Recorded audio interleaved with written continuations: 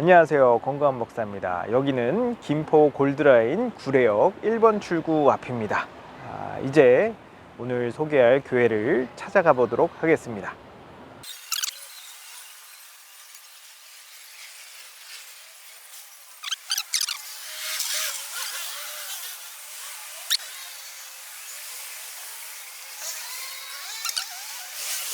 이 건물 저쪽에 보시면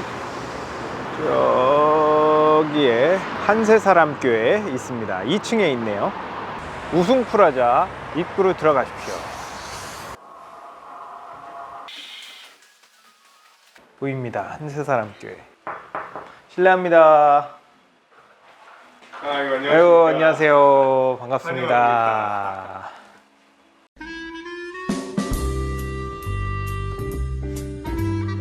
예, 목사님 교회 소개 좀 해주시기 바랍니다. 예. 저희 교회를 좀 소개하자면요. 이렇게 입구로 들어오시면 여기 중문이 있습니다. 본당으로 들어가는 중문이 있고요. 그 옆에는 주방이. 여기가 주방이에요? 예, 여기서 아주 두 명이서 알차게 음식도 하고 설거지도 하고 하는 주방입니다. 그리고 여기 이제 중문을 들어가면 여기가 예배당이군요. 예, 예배당이 기대되네요. 네. 짜잔. 네. 여기가 이제 본당입니다. 여기서 함께 성도님들과 예배 드리고요. 또 여기서 같이 식사도 하고 그리고 또 성경 공부도 하고 이런 귀한 시간들을 보내고 있습니다. 되게 예쁜 것 같아요. 깔끔하고. 왼쪽에 보시면은 잠옷실이에요. 여기가 잠옷실이에요? 예, 잠옷실인데 실제로 유리가 있는데 이렇게 설교하는 설교자를 보기는 쉽지 않아요. 이거는 안전상에 이 아이들이 안에 잘 있는가 확인하기 위해 이렇게 해놓은 거고요. 안쪽에 이제 TV를 설치해서 안쪽에 TV가 있나요? 예, 따라오시죠. 네.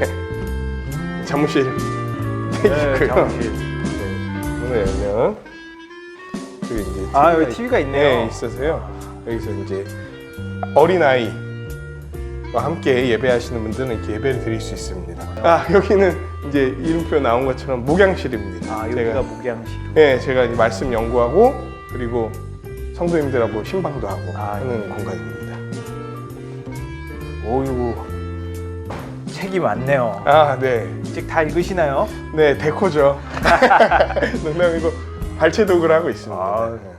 안녕하세요. 건강한 교회를 소개합니다의 건강한 목사입니다. 목사님 안녕하세요. 안녕하십니까.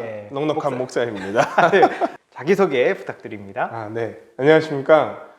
저는 이한결 목사라고 합니다. 총신대학교 신학대학원 이렇게 졸업하고요. 대한예수교 장로회 합동 측 평양 제1로회 소속으로 이렇게 한세사람교회를 개척해서 목회를 하고 있습니다. 그러면 교회가 지금 장로교 교단이신 거죠? 예. 아직 정식 노회 등록은 안 했는데요. 이제 곧 할 예정이고 제 소속이 어쨌든 대한예수교 장로회 합동 측 평양 제1로회 소속이기 때문에 교회도 이제 그쪽으로 가게 되겠죠. 모태신앙이세요? 네. 뭐 모태에서부터 믿었냐고 물으신다면 어머니가 뱃속에서부터 이렇게 교회를 데리고 가주셨죠. 그러면 본인이 생각할 때 가장 내가 인격적으로 예수님을 만났다 한 때가 언젠가요? 진짜 하나님 살아계시구나라는 것들을 좀 생각하게 됐던 계기는 수능 끝나고 나서. 수능 끝나고? 네, 수능 끝나고 나서.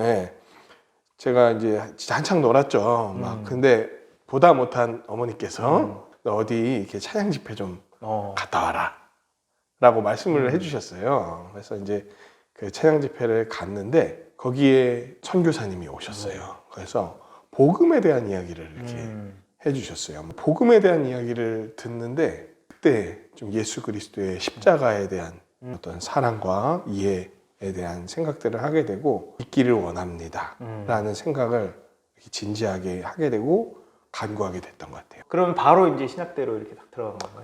아니에요. 원래 다니던 학교는 이제 역사학을 사학과 전공이었었고 그래서 역사를 배우고 있었습니다. 또 일반 역사계에서 이 기독교 역사라든지 세계사를 바라보는 관점이 기독교 세계관과 뭐 엄청나게 다르다는 거를 체험도 하게 됐었죠. 그렇겠네요. 성경 보는 관점도 그렇고. 그러면 어떻게 이제 신학을 하기로 마음을 먹으셨나요? 대학교 가서 이렇게 그 기독교 동아리에 들어갔어요. 근데 이제 거기에서 훈련 받다 보니까 어느 날 문득 주를 위해 살아야겠다 이런 생각이 좀 들었어요. 대학교 선교단체 소속이었잖아요. 네. 그러니까 주를 위해 산다는 건 곧 제 선교가 생각에는 아닐까? 곧 선교다. 아. 예, 이 생각을 이제 하고 또 그때 제가 관심이 있었던 게 무슬림들이었었거든요. 그래서 뭐 부전공이나 혹은 교양으로 무슬림에 대한 것들도 좀 이렇게 듣고 했던 게 있어서 아, 나는 메카로 가야 한다. 거기서 내 생을 마감해야 된다. 이제 좀 이런 생각을 갖고 있었던 것 같아요. 순례자들 사이에서 예수 그리스도를 전하다가 죽겠다. 그랬는데 군대도 갔다 오고 이러면서 제 삶의 어떤 지표들을 이렇게 봤을 때 아, 이게 신자라고 할 수 있나? 이런 생각이 좀 깊이 들어왔던 때가 있었어요. 네. 그게 이제 사실은 회개를 위한 진정한 점검으로 갔었으면 좋았을 텐데 그것보다 오히려 깊은 영적 그 낙심 같은 게 됐었어요. 이후에 뭘 해야 될까에 대한 생각과 더불어서 내 삶의 지표들이 거룩하지가 않다. 이 두 개가 물리면서 굉장히 깊은 낙심으로 들어갔었고 또 그때 또 어떻게 하다가 보게 된 말씀이 사울 왕. 사울이 이제 처음에 하나님의 부르심을 받고 소명을 받고 그 사역을 감당하다가 이제 완전히 자기가 하나님을 떠나게 되면서 하나님의 영도 그를 떠나고 이제 미쳐버리는 과정들을 이렇게 네, 그렇죠. 보여주잖아요. 근데 그게 내 얘기 같다는 생각이 깊이 들어오면서 아, 내가 하나님 앞에서 거룩한 삶을 살지 못했기 때문에 하나님의 영이 성령님이 나를 떠나가셨구나. 하나님이 계시다는 것도 믿어져. 하나님이 온 세상의 주관자라는 것도 믿어져. 천국과 지옥이 있다는 것도 믿어져. 근데 내가 그 하나님께 버림받았다는 생각이 드니까 아무것도 할 수가 없는 거예요. 그러면 회개하고 돌이킬 생각을 하지 않을까요, 보통은? 그렇죠. 그게 건강한 그리스도인의 합당한 사고인데 그 영적 침체와 낙심과 이게 물려버리고 성경에 대한 잘못된 이해, 어떻게 보면 이걸 구약 성경도 신약의 빛에서 같이 바라봐야 되는데 그거 없이 그냥 성경에 대한 단편적인 이해만 갖고 있으니까 깊은 침체로 들어가면서 나를 아무도 알지 못하는 곳으로 내가 가야겠다 이 생각을 했던 거죠. 산으로요? 아니요. 근데 그때 또 어머니가 제가 너무 힘들어하고 학업을 중단해 버렸으니까 학기 중간에 너무 갑자기 사람이 무기력해지고 아무것도 할 수 없게 되면서 그래서 어머니가 그때 워킹홀리데이를 좀 추천해 주셔갖고 호주로 좀 떠나게 됐습니다. 저도 워킹홀리데이 갔어요. 진짜 어디 갔어요? 저도 호주로. 아, 그렇구나.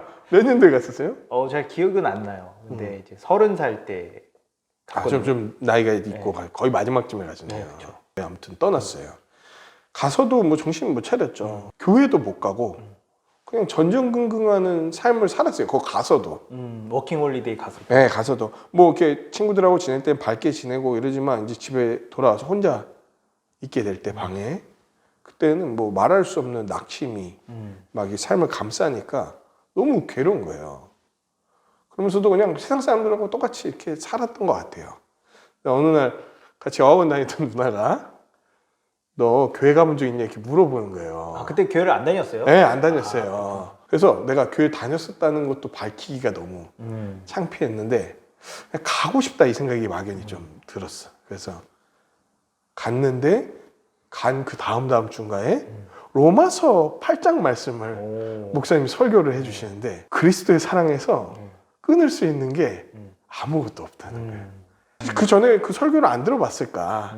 근데 그때 그 말씀이 깊이 들어오면서 왜 내가 인생을 이렇게 허비하고 헛된 길로 갔는가에 대한 질문을 던지기 시작했고 그 답은 성경을 알지 못한다였어요. 성경을 다시 읽고 성경을 좀 알아가야겠다 이 생각을 했었던 것 같아요.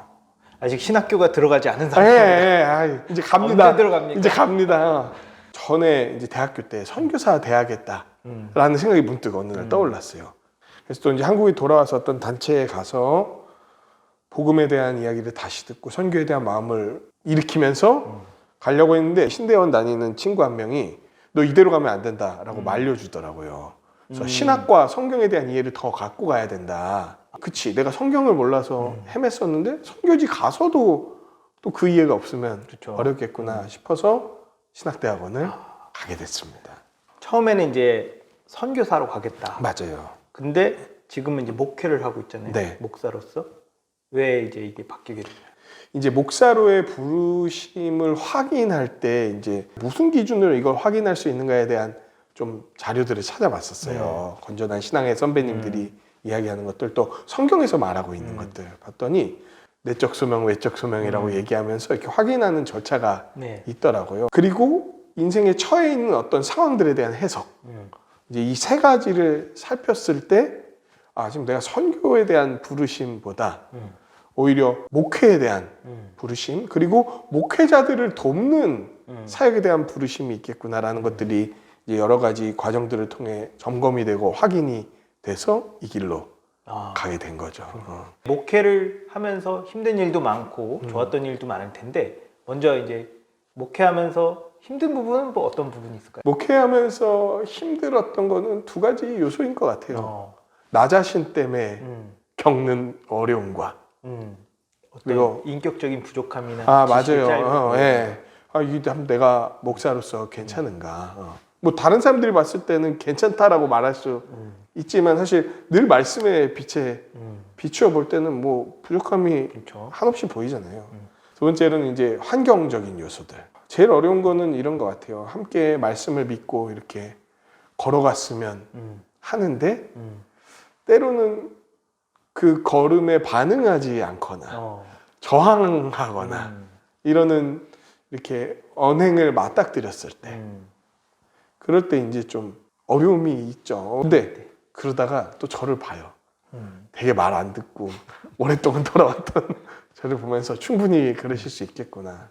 그렇기 때문에 오래 참음에 대한 걸 사랑의 첫 번째 요소로 하나님이 말씀해 주신 건데, 오래 참는 것들을 저도 계속 훈련하고 있는 거고, 그리고 그리스도의 사랑 계속 의지하면서 이제 해나가는 그 과정들이 뭐 만만치 않은 과정이니까 그런 게 좀 힘들었던 것 같아요. 그러면 목회하면서 좋았던 부분은 뭐가 있을까요? 이것도 약간 연결되는 거긴 한데, 그 오래 참으신 그리스도의 사랑을 배울 수 있었던 거.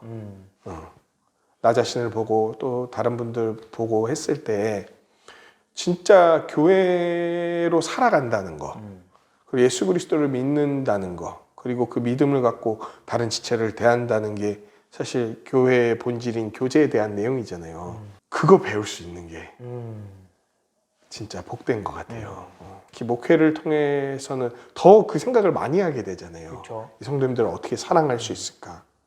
내 사랑을 어떻게 줄까? 나도 또 성도님들에게 어떻게 사랑을 받으면서 상호 사랑의 교제를 할 수 있을까?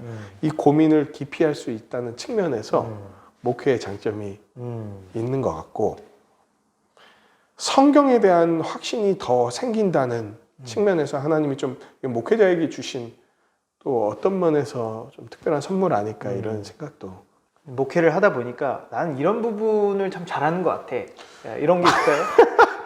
물론 민망하겠지만 그래도 이제 목회를 하다 보면 이제 이런 부분이 나의 장점이다라고 얘기할 수 있잖아요. 나의 장점이라기보다 표현을 약간 바꿔보겠습니다. 하나님이 저에게 그래도 은사. 주신 어떤 은사 내지는 재능이다라고 한다면 말하는 걸 좋아합니다. 말하는 걸 좋아합니다. 다른 사람들과 대화하는 것을 이렇게 두려워한다거나 꺼려한다거나 이러기보다는 좀 더 그 대화에 먼저 좀 적극적으로 참여하거나 같이 얘기를 해나가는 것들을 좋아하는 게 목회자로서의 어떤 장점이 아닐까 이런 생각을 해봅니다. 훨씬 편하게 누군가에게 다가가고 이제 편하게 이제 연락도 하고 맞아요. 굉장히 좋은 장점인 것 같아요. 네. 그리고 두 번째는 Q&A 시간을 즐깁니다. Q&A.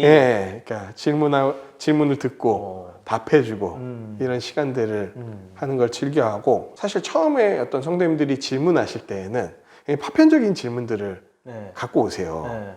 그걸 갖고 이 파편적인 질문들을 제가 잘 답변해 드릴 수 있지만 이 질문들 하나하나에 답변해 드리는 게 큰 통합적인 체계 위에서 답변이 되지 않으면 금세 잊어버리거나 또 어려움을 겪을 수 있으니까 그 통합적인 복음에 대한 이해를 하는 게 좋겠습니다라는 권면을 하고 여기로 이렇게 들어오게 하시는 걸 잘하는 것 같아요.